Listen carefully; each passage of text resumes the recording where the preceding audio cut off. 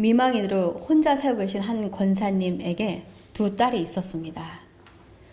불행하게도 딸 하나는 어렸을 때 세상을 떠났고 다른 딸 하나는 미국에서 살고 있었습니다.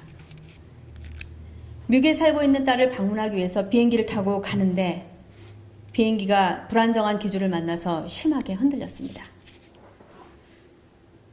권사님은 뜨개질하고 있었는데 기체가 너무 흔들리니까 뜨개질을 멈추고 성경책을 꺼내고 무릎에 놓고선 기도하기 시작했습니다. 잠시 후 비행기가 안정을 되찾은 후에 그 권사님 옆에 앉아 있었던 젊은 아기 엄마가 이렇게 물었습니다. 어떻게 그런 상황에서 무서워하지 않고 침착하게 있을 수 있었는지 의아해하면서 물어보니까 그 권사님이 대답하기를 내가 죽으면 하늘나라에 살고 있는 내 딸을 만날 것이고 내가 살면 미국에 있는 딸을 만날 것이니까 나는 언제든지 하나님이 나를 부르면 천국에 갈 준비가 되어 있습니다. 그리고 나는 하나님께 내 삶과 죽음이 속해 있다고 믿습니다. 그렇게 대답했다고 합니다. 그 권사님은 어떻게 하나님께 모든 것을 자기의 생명을 맡길 수 있는 정도의 믿음을 가지고 있을 수 있었을까요? 믿음이란 과연 무엇일까요? 옥스퍼드 사전에 믿음이란 누군가 또는 무엇인가에 대한 완전한 신뢰 또는 확신, 영적 확신에 기초한 종교적 교리에 대한 강한 믿음, 이렇게 정의되어 있습니다. 그리스어로 믿음은 피스티스라고 합니다. 이 피스티스는 믿음, 확신, 신뢰를 의미하는 말입니다. 성경은 오늘 히브리서 11장 1절에 믿음을 이렇게 정의하고 있습니다. 믿음은 바라는 것들의 실상이요 보이지 않는 것들의 증거니 라고 정의합니다. 우리는 우리가 보지 못한 일들을 어떻게 믿고 확신할 수 있습니까? 우리는 우리 어머니가 언제 우리를 낳았는지 보았거나 기억할 수 없습니다. 그런데 우리는 어떻게 우리 어머니가 정말 나를 낳아준 친어머니인지 믿을 수 있습니까? 우리 엄마가 실제로 우리의 생물학적 어머니라는 걸 증명하기 위해서 DNA 검사를 요청한 사람이 우리 중에 몇이나 있습니까? 상속이나 숨겨진 자녀들이 갑자기 나타나 재산에 관한 분쟁이 생길 때 DNA를 검사할지는 모르겠지만 저를 포함해서 여기 계신 그 어느 누구도 어머니에 대한 의구심을 가지고 DNA를 테스트한 사람은 없을 거라고 생각합니다. 왜 그렇습니까? 우리를 낳는 것을 본 적도 없고 또 우리가 어떻게 우리 어머니가 진짜 어머니라는 것을 확신할 수가 있습니까? 우리가 어렸을 때 우리를 입양했을 수도 있고 혹은 다른 아기와 우연히 바뀌었을 수도 있는데 우리는 전혀 의심하지 않고 그냥 믿기 때문에 그런 것들은 생각해 본 적도 없습니다. 오늘 본문 말씀 3절에 지금 이야기하고 있는 것과 비슷한 믿음에 대해서 말하고 있습니다. 믿음으로 모든 세계가 하나님의 말씀으로 지어진 줄을 우리가 아나니 보이는 것은 나타난 것으로 말미암아 된 것이 아니니라. 우리가 하나님을 믿는다면 우리는 하나님이 창조주라는 것을 의심할 여지 없이 믿게 되는 것입니다. 부활하신 예수님의 손의 못자국과 몸의 창자국을 만져보지 않는 한 나는 예수님의 부활을 믿을 수 없다 라고 말한 예수님의 제자 도마에게 예수님이 자신의 손과 몸을 보여주시면서 요한복음 20장 29절에 이렇게 말씀하셨습니다. 너는 나를 본고로 믿느냐? 보지 못하고 믿는 자들은 복되도다. 그렇게 말씀하셨습니다. 성경에서 고린도전서 13장을 사랑장이라고 부릅니다. 그런데 히브리서 11장은 믿음의 장이라고 그렇게 불립니다. 믿음에 관해서 많이 이야기했기 때문입니다. 히브리서는 예수님을 그들의 구세주로 영접한 유대인 기독교인들을 향해서 쓴 편지입니다. 유대인들이 중요하게 여기는 율법을 지켜야지만 구원받는다고 예수 믿는 유대인들이 핍박했기 때문에 유대 그리스도인들은 낙심해서 그들의 신앙이 흔들리기 시작했습니다. 자기 민족인 유대인에게 박해를 받게 되니까 차라리 옛 종교인 유대교로 돌아가야 되나 갈등하는 그들에게 예수가 메시아이심과 또한 예수가 율법보다 더 위에 계시다는 것을 가르쳐주기 위해서 이 히브리서는 쓰여졌습니다. 히브리서의 저자는 정확히 알려져 있지 않지만 많은 신학자들은 사도 바울의 것이라고 하는 견해가 지배적입니다. 믿음은 우리 기독교에서 중요한 핵심 요소입니다. 왜냐하면 믿음이 없이는 우리가 예수님을 우리의 구세주로 영접할 수 없기 때문에 그렇습니다. 그래서 믿음은 우리 신앙생활의 기초가 되는 것입니다. 또 우리는 어떻게 믿음을 가질 수가 있을까요? 믿음이 우리 마음에서 저절로 생겨나는 것입니까? 에베소서 2장 8절에 성경은 이렇게 이야기합니다. 너희는 그 은혜를 의하여 믿음으로 말미암아 구원을 받았으니 이것은 너희에게서 난 것이 아니요 하나님의 선물이라. 믿음은 하나님의 선물이기 때문에 우리는 그저 그것을 받으면 되는 것입니다. 그런데 많은 사람들이 그것을 기꺼이 받지 않습니다. 왜냐하면 이미 가지고 있는 선입견, 고집, 또 편견이 하나님으로부터 오는 그 선물을 받지 못하게 하는 것입니다. 저는 아주 가까운 친척으로부터 이런 간증을 들었습니다. 자신의 할머니가 말기 암 진단을 의사로부터 받고 이제 남은 생이 얼마 없다는 통보를 받았다고 합니다. 할머니에게 다른 의료적인 치료 방법이 없었기 때문에 친척이나 가족들 그리고 친구들이 모든 가능한 것을 다 방법을 동원했지만 소용이 없었습니다. 근데 마지막으로 누군가가 그녀에게 하나님에 대한 신앙을 가져보는 것이 어떠냐. 우리가 해볼 거 다 해봤는데 이제 방법이 없다. 그래서 그 할머니를 교회와 또 기도원으로 모시고 갔습니다. 예배가 끝나고 목회자들과 교회분들이 기도해 주는데 그녀의 몸에서 뭔가가 빠져나왔습니다. 나중에 의사를 만나 확인하니까 그 암덩어리가 사라졌다는 것입니다. 그리고 완쾌되었는데 그래서 그것을 본 그녀의 온 가족은 모두 예수를 믿게 되었는데 장남인 이 친척의 아버지만 믿지 않았다고 합니다. 어머니에 일어난 일을 보긴 봤지만 그것이 예수를 믿어서 된 것이라 나는 믿을 수가 없다. 어떤 사람들은 분명한 사실에도 불구하고 믿을 수 없다고 할 정도로 완고함을 가지고 있습니다. 그들은 믿고 싶지 않은 것은 믿지 않는 것입니다. 하나님은 그에게 믿음을 선물로 주셨지만 그것을 받지 않았습니다. 어머니가 바로 이제 2-3달 뒤에 돌아가신다는 이야기를 들었는데 장남인데 그분은 어머니가 다시 살게 됐는데도 그것을 받아들이지 않았습니다. 사람들이 믿음을 선물로 받으면 그 믿음은 점점 자라가야 합니다. 로마서 10장 17절에 그러므로 믿음은 들음에서 나며 들음은 그리스도의 말씀으로 말미암았느니라 말합니다. 믿음은 우리가 하나님을 듣는 데서 생기고 자라나게 돼 있습니다. 매주 이렇게 교회에 와서 말씀을 듣게 되면 가랑비처럼 하나님의 말씀이 우리 안에서 자라나게 됩니다. 아주 조금씩 내려서 젖는 줄 모르지만 가랑비도 오래 맞으면 못이 젖는 것처럼 그렇게 우리의 믿음도 아주 조금씩 자라나게 됩니다.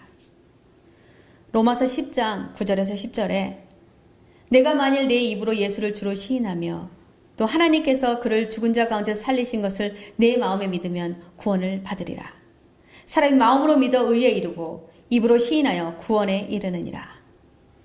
이 말씀처럼 우리가 예수님은 우리 주님이라고 믿고 우리가 입으로 고백하면 구원을 받게 되는 것입니다. 그러나 성령께서 우리의 마음을 감동시켜주지 않으시면 우리는 예수님을 구세주로 영접할 수 없습니다.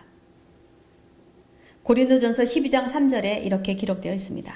그러므로 내가 너희에게 알리노니 하나님의 영으로 말하는 자는 누구든지 예수를 저주할 자라 하지 아니하고 또 성령으로 아니하고는 누구든지 예수를 주시라 할 수 없느니라. 이제 우리는 믿음은 하나님의 선물이고 믿음은 또 들음에서 나며 또 성령으로 말미암아 우리는 예수님이 우리의 구주임을 고백할 수 있다는 것을 알게 되었습니다. 또 우리가 고백하고 하나님을 믿으면 이제 우리는 믿음으로 살아가야 합니다. 오늘 본문 말씀은 하나님에 대한 좋은 모범이 되는 믿음의 사람들을 소개하고 있습니다. 5절에 믿음으로 에녹은 죽음을 보지 않고 옮겨졌으니 하나님이 그를 옮기심으로 다시 보이지 아니하였느니라. 그는 옮겨지기 전에 하나님을 기쁘시게 하는 자라는 증거를 받았느니라. 성경에서 죽음을 경험하지 않고 하늘나라로 데려간 사람 딱 두 사람이 있습니다. 에녹과 엘리야. 창세기 5장 24절에 따르면 에녹이 하나님과 동행하더니 하나님이 그를 데려가심으로 세상에 있지 아니하였더라. 하나님과 동행하기 위해서는 우리는 그분의 발걸음을 따라야 합니다. 하나님이 걷는 것을 멈추면 우리도 멈춰야 하고 하나님이 다시 움직이시면 우리도 움직여야 합니다. 하나님과 동행하기 위해서는 하나님 우리 삶에서 우리 삶의 주인이 되셔야 합니다.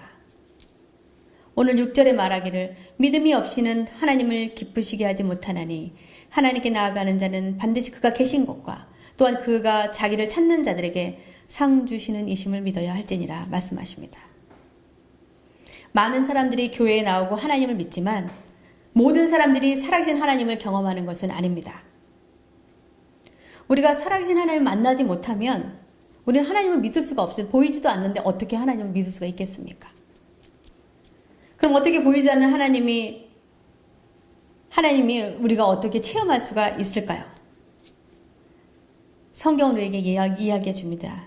예레미야 29장 12절에 13절에 너희가 내게 부르짖으며 내게 와서 기도하면 내가 너희들의 기도를 들을 것이요 너희가 온 마음으로 나를 구하면 나를 찾을 것이요 나를 만나리라. 그래서 우리가 기도할 때, 우리가 찬양할 때, 우리가 성경을 읽을 때 내게 주시는 말씀을 간구하면서 하셔야 합니다. 제가 처음 간절히 기도했던 때가 생각이 났습니다. 설교를 준비하면서. 제가 대학 영문과에 지원했는데 떨어졌습니다. 별로 좋은 대학 신청하지 않았는데 낮춰서 신청했는데 떨어져서 저는 도저히 이해할 수가 없었습니다. 그리고 어떻게 하나님께서 나한테 이러실 수가 있을까? 내가 교회를 한 번도 안 빠지고 교회를 다녔는데 하나님 나한테 너무 하신 거 아닙니까? 이제 떨어졌으니까 이제 앞으로 어떻게 해야 되나? 또 재수를 해야 되나? 아니면 어떻게 해야 되는지 방법이 없어서 제가 예배를 마치고 그 교회에서 부서로 있는 기도원회를 갔습니다.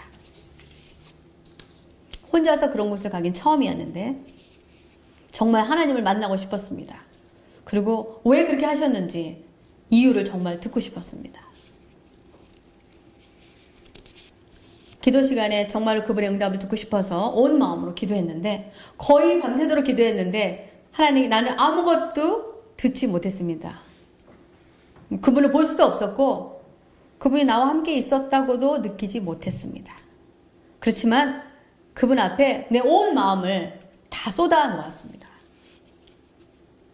그날 저에게 제 기도에 대한 응답은 없었는데 바로 얼마 안 있어서 제가 정말로 공부하고 싶었던 프로그램을 신청할 기회가 생겼습니다. 저는 원래 도예과를 가고 싶었는데 미대를 들어가기 위해서는 실기시험도 봐야 되고 포트폴리오도 준비해야 돼서 포기를 했었습니다. 근데 그 해에만 학교에서 학업 성적을 더 많이 반영하고 실기는 기본 드로잉만 하는 입학 전형으로 한다는 공고가 떠서 제가 너무나 가고 싶었던 과를 들어가게 되었습니다. 영어는 어차피 좋아했기 때문에 학원 다니면서 열심히 공부할 수 있었습니다.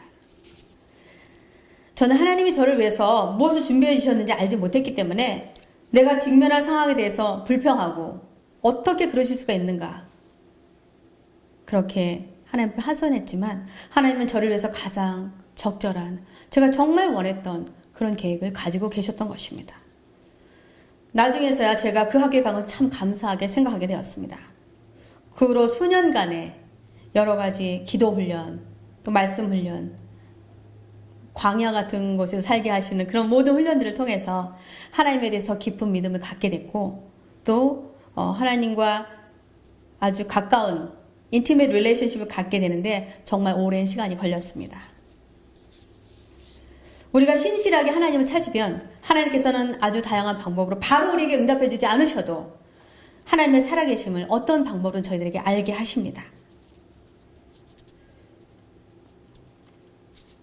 그런데 하나님 믿지 않으면 우리는 그분하고 동행할 수도 없고 그분과 친밀한 관계를 가질 수도 없습니다. 그래서 그분을 기쁘시게 할 수가 없는 것입니다. 7절에 노아에 관해서 이렇게 말합니다. 믿음으로 노아는 아직 보이지 않는 일에 경고하심을 받아 경외함으로 방주를 준비하여 그 집을 구원하였으니 이로 말미암아 세상을 정죄하고 믿음을 따르는 의의 상속자가 되었느니라. 노아가 비도 오지 않는데 그 가장 높은 산 아라랏산 꼭대기에서 큰 배를 만들고 있을 때 사람들은 얼마나 그를 조롱했겠습니까? 바닷가에서 지었다면 아마 그런 조롱을 받지는 않았을 것입니다. 그들은 비웃고 무시하고 그럼에도 불구하고 노아는 방주를 만들었습니다. 그가 하나님에 대한 강한 믿음을 가지지 않았더라면 하나님의 말씀에 순종할 수 없었을 것입니다. 그가 원하든 원하지 않든 하나님의 명령에 순종함으로 그는 자신과 가족을 홍수 심판으로부터 구원해낼 수 있었습니다. 때때로 하나님은 우리의 상식이나 지식으로 이해되지 않는 그런 사명을 주실 때도 있습니다. 그러나 하나님에 대한 믿음과 그분과 깊은 신뢰 관계가 있으면 우리는 내 상식으로 이해되지 않아도 순종할 수 있는 것입니다. 어떤 전쟁 영화에서 7, 8살 된 소년과 그의 아버지가 서로 길 건너편에 숨어 있었습니다. 폭탄, 또 총, 또 폭발 등이 있었기 때문에 그런 두려운 상황으로 인해서 이 소년은 굉장히 무서워하고 있었습니다. 그런데 그가 자기 아버지와 눈이 마주쳤을 때 아버지는 눈과 손으로 그 아들에게 신호를 보냈습니다. 소리를 낼 수 없으니까 손가락으로 이렇게 하면 뛰어 이런 식으로 신호를 보냈는데 아버지는 그 아들의 눈을 쳐다보면서 눈으로 시그널을 주는 것입니다. 아빠를 믿지? 너 아빠 믿지? 딱 그런 신호를 보내고 그 소년의 고개를 끄덕끄덕 하니까 이제 그 소년은 아버지가 말한 대로 이 아버지의 수신호를 보고 그 반대 방향으로 뛰어서 살아나게 되었습니다. 저는 그 소년이 아무리 아버지지만 그리고 폭탄이 떨어지고 총알이 왔다 갔다 하는 그런 상황에서 어떻게 아버지를 신뢰하고 그 장면에서 뛸 수 있었는지 저는 큰 감명을 받았습니다. 우리 아버지가 그랬으면 내가 뛰었을까? 더 안 보이는 대로 숨었을 것 같은데. 그 소년은 아버지가 자기를 얼마나 사랑하는지, 그리고 아버지의 지시를 따르는 것이 설마 아버지가 나를 위험한 상황에 놓을까? 아버지가 선택한 것이 최선의 선택이라는 것을 믿었기 때문에 그 소년은 그렇게 뛰어갔을 거라고 저는 생각합니다. 우리를 두렵고 불안하게 만드는 모든 상황에서 우리가 하나님을 전적으로 신뢰하고 하나님에 대한 믿음을 가지고 있다면 우리는 하나님께서 우리에게 요구하시는 것을 순종할 수 있습니다. 아브라함은 100세의 아버지가 될 수 있다고 생각하지 못했습니다. 아내는 이미 생물학적으로 아이를 낳을 수 없는 상황인데 어떻게 그 약속을 믿을 수가 있었겠습니까? 그리고 그가 모든 뿌리를 내리고 살고 있었던 고향과 아버지, 그리고 의지하며 살던 친척을 다 떠나서 알지도 못하는 그런 땅으로 가라고 하시는 그 하나님의 명령에 그가 순종했던 것은 하나님을 신뢰했기 때문에 그렇습니다. 하나님은 그의 순종에 축복해 주셨습니다. 그래서 하나님은 이런 약속해 주셨던 것처럼 그를 믿음의 조상이 되게 하셨고 그를 높여주셨고 또 하나님으로 모든 축복과 보호를 받게 해주셨습니다. 믿음을 가지고 하나님을 기쁘시게 하는 사람들에게 하나님은 그 믿음에 대해서 보상해 주십니다.